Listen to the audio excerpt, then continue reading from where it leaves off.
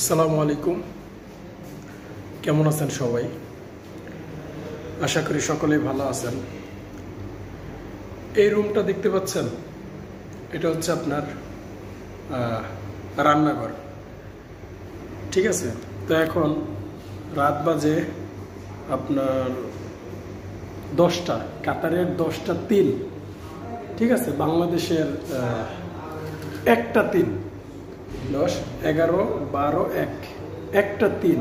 বাংলাদেশের সময়টা হচ্ছে 1টা 3। এখন আমি পাক করে কি করছি দেখেন, আমি গোস রান্না করতেছি। দেখেন, আপনাদেরকে একটু দেখাই, দেখেন একটু পিছনের ক্যামেরাতে দেখাই বন্ধুরা, না হলে আপনারা আসলে বিশ্বাস করবেন না, কারণ অনেকেই বিশ্বাস করতে চায় না যে হয়তো ভুয়া আগের ভিডিও করতেছি। দেখেন,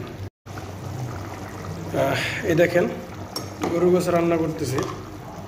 ভাবছিলাম যে আরও আগে আপনার ভিডিওটা বানাবো, কিন্তু সময় নেই ভাই। 10টা বাজে গেছে, আবার আপনার ভোর 5টা বাজে উঠতে হবে। ঠিক আছে, 5টা বাজে গাড়ি, কিন্তু উঠতে হবে আপনার 4টা বাজে। ঠিক আছে, দেখেন গরুর গোস্ত। ঠিক আছে, এখনও রান্না হয় নাই, প্রায় আপনার 10টা প্রায় বেজে যাবে, মানে 11টা বেজে যাবে আর কি রান্না করতে করতে, এখনো হয় নাই। দেখেন, এটা হচ্ছে আমাদের পাকঘর। দেখেন, এই দেখেন, এটা হচ্ছে আমাদের পাকঘর। দেখেন, ঠিক আছে,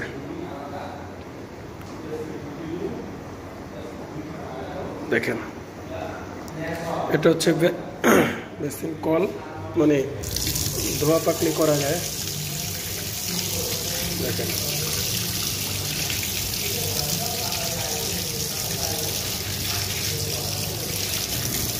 তো এই হচ্ছে অবস্থা, এখনো রান্না করতেছি। এটা হচ্ছে 1টা 2টা 3টা 4টা 5টা 6টা 7টা।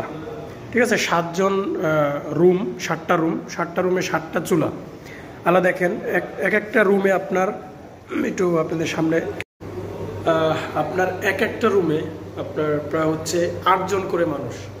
একটা রুমে প্রায় 8জন করে মানুষ। তো 8জন মানুষে যদি একটা চুলা রান্না বাড়া করে, তাহলে কতটা সময় লাগে? মেবি আপনি আধা ঘন্টা করে ধরেন। ঠিক আছে, আপনি আধা ঘন্টা করে ধরেন, তাহলে কত হয়? 38-এ কত হিসাব করেন। আধা ঘন্টা করে ধরলাম, একটা মানুষের তো আধা ঘন্টা রান্না করা ইম্পসিবল, এটা কোনোদিনই সম্ভব না। 10টা 7 বাজে, আপনার 8:30 থেকে কাটাকুটি রান্নাবাড়ি বাজার করা থেকে শুরু করছি, এখন 10টা বেজে গেছে। আবার আপনার খাবার খেতে খেতে প্রায় আপনার 11টা বেজে যাবে। তো আবার ভোর 4টা বাজে উঠতে হবে, নামাজ পড়বো, 4টা বাজে উঠে সকালে কিছু খেয়ে বের হবো কাজের উদ্দেশ্যে। এই ভিডিওটা করার উদ্দেশ্য এটাই ছিল যে আপনাকে ভাই বিদেশে এসে কষ্ট করতে হবে। ঠিক আছে, সেটা হতে পারে রান্নার দিক দিয়ে, সেটা হতে পারে কাজের দিক দিয়ে, সেটা হতে পারে ফ্যামিলিগত দিক দিয়ে। ফ্যামিলিগত দিক দিয়ে বলতে গেলে তাদেরকে ছেড়ে আসছেন, একটা আপনার গ্রামের বন্ধু বান্ধব বা মা বাবা আত্মীয় স্বজন সবাইকে ছেড়ে আপনি আসছেন এত দূর কাজ করতে, আপনাকে এই দিক দিয়ে কষ্ট করতে হবে। তো সব মিলে আপনাকে এই কষ্টটাকে আপনাকে সারভাইভ করতে হবে বা মানিয়ে নিতে হবে, তাহলে আপনি বিদেশে শান্তিতে থাকতে পারবেন বা ভালোভাবে কাটাতে পারবেন। অনেকে আপনার মনে করে যে বিদেশ হয়তো আরামায়েশের জায়গা, খাবার ঠাবার হয়তো সামনে তাকে রেডি করে দেবে। ভাই, এটা হয়তো 2-1 জনের কপালে বা এরকম সুযোগে, ওই যে কথা আছে না যে আলাদ্দিনের চেরাক পাইলে যা হয়, তো আসলে আলাদ্দিনের চেরাক তো সবার কপালে জুটবে না। তো ওরকমই বিদেশ আসতে হলে আপনাকে এই কষ্টগুলো করতে হবে। রাত 12টা নেই, 1টা নেই, যখন আপনি সিরিয়াল মতো করতে হবে।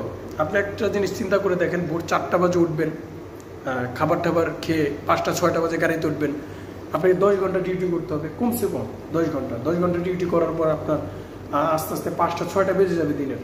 তো ওই সময় এসে আপনি গোসল করবেন, গোসল করার পর দেখা যায় গোসল করতে তো আধা ঘন্টা 1 ঘন্টা লেগে যায়। তারপর আপনি খানা বানাবেন, খানা রেডি করবেন। তো ওইখানে আপনার মানে এই কষ্টগুলোই আপনাকে সহ্য করতে হবে। ওইখানেই ধরেন খানা বানাইতে বানাইতে আপনার 2-3 ঘন্টা চলে যায়, খানা বানাইতে বানাইতে 10টা 11টা বেজে যায়। বেজে যাওয়ার পর বাড়িতে কথা বলবেন কোন সময়, মোবাইল টিপবেন কোন সময়। তো এই জিনিসগুলো আপনাকে মানিয়ে নিতে হবে, কষ্ট করতে হবে।